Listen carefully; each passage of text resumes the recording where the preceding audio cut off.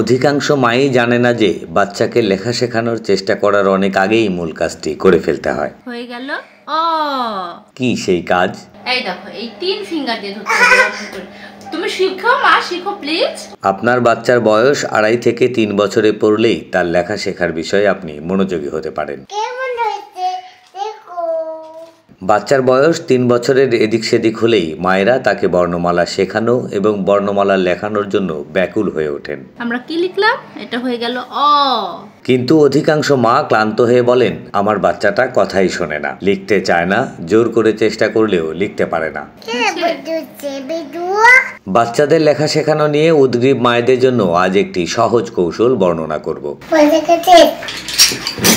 সাধারণত প্রতিটি মা বাবা তার বাচ্চাকে গাদা গাদা খেলনা কিনে দেন। প্লাস্টিকের খেলনা, কাপড়ের পুতুল থেকে শুরু করে ইলেকট্রনিক জিনিসপত্র সহ আরো কত কিছুই না দিয়ে দেন তারা।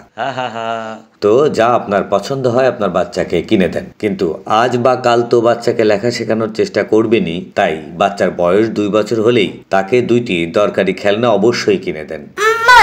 লেখা শেখানোর প্রথম ধাপ হিসেবে বাচ্চাকে অবশ্যই পেন্সিল কিনে দেন। সেটা সাধারণ লেখালেখির কাঠ পেন্সিলও হতে পারে, রং পেন্সিলও হতে পারে। তবে ছবি আঁকার জন্য বিভিন্ন রঙের যেসব পেন্সিল বক্স বাজারে পাওয়া যায় সেগুলোই উত্তম অপশন হতে পারে। এতে একসঙ্গে অনেক রঙের পেন্সিল পাওয়া যায়। খেলনা হিসেবে প্রতিটি বাচ্চাই এটা পছন্দ করে।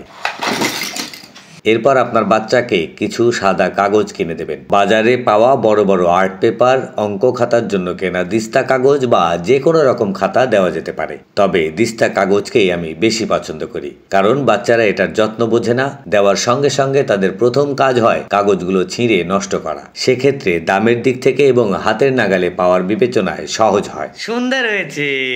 বাচ্চার হাতে কাগজ ও পেন্সিল তুলে দিয়ে আপনি নিজে তার সঙ্গী হয়ে সেখানে আঁকাআঁকি শুরু করবেন। এমন একটা দাগ দিবে, তারপর এই মাত্রার নিচে একটু গোল করে এই এমন, তারপর এই আমরা কি লিখলাম? এটা হয়ে গেল অ।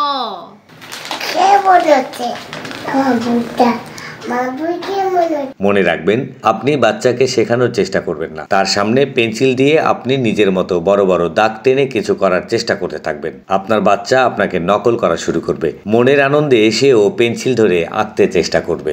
বাস, খেল শুরু। কেমন হয়েছে? দেখো কেমন হয়েছে, কেমন হয়েছে?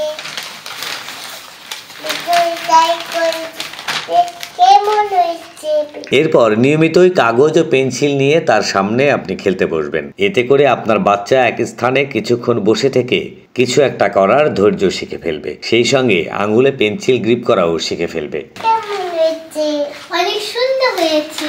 সারাদিনে আপনার বাচ্চা যত কিছু করবে তার মধ্যে কাগজ পেন্সিল নিয়ে বসাও তার একটি আনন্দদায়ক খেলনায় পরিণত হবে। তবে মনে রাখবেন, যতক্ষণ বাচ্চা এভাবে খেলবে ততক্ষণ আপনি অবশ্যই তাকে সঙ্গ দেবেন। প্রথম কয়েকদিন অবশ্যই আপনিও আঁকিবুকি করতে থাকবেন। বল দিব, ক লিখবো। তুমি আমার হাত ধরো, আমরা দুজনে মিলে লিখি। কেমন করে ধরবো? এই যে আমরা 3 ফিঙ্গার দিয়ে পেন্সিল ধরবো। ওকে? হ্যাঁ, এই তো আমার তারা শিখে গেছে। শিশু শিক্ষার নানা রকম পরামর্শের জন্য আমাদের সঙ্গেই থাকবেন। ধন্যবাদ। তুমিও লিখেছো, আপাও লিখেছে? Very good.